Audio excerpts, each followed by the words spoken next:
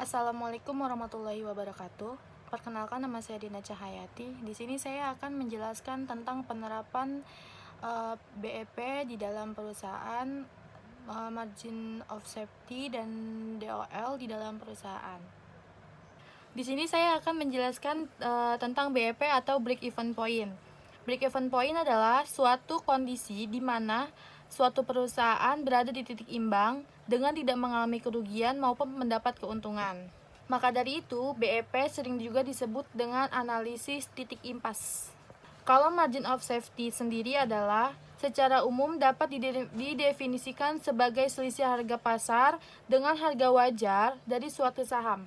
Pengertian dari DOL atau Degree of Operating Leverage adalah kelipatan yang mengukur seberapa banyak pendapatan operasional perusahaan akan berubah sebagai respon terhadap perubahan penjualan.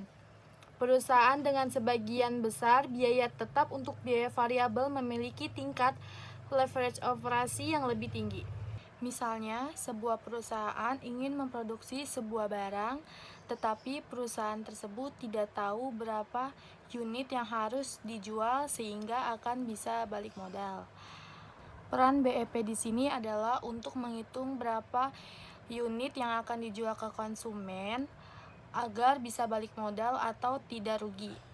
Ketika sudah menghitung BEP, disinilah margin of safety digunakan di dalam BEP analisis.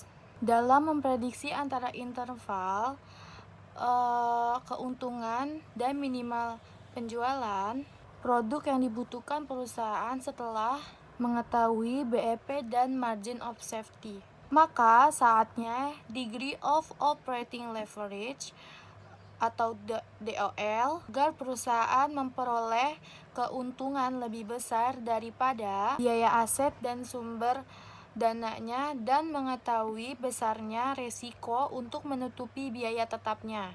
Contoh dari margin of safety, misalnya pada perusahaan PT Unilever dapat menutupi biaya produksi dengan menjual 4.000 unit untuk mencapai target keuntungan yang diinginkan perusahaan PT Unilever harus menjual 5.000 unit, berarti selisihnya 1.000 unit yang akan dijual. Inilah yang disebut margin of safety. Semakin tinggi DOL atau Degree of Operating Leverage, perusahaan semakin beresiko karena harus menanggung biaya tetap yang semakin besar. Sekian penjelasan dari saya, kurang lebihnya mohon maaf. Wassalamualaikum warahmatullahi wabarakatuh.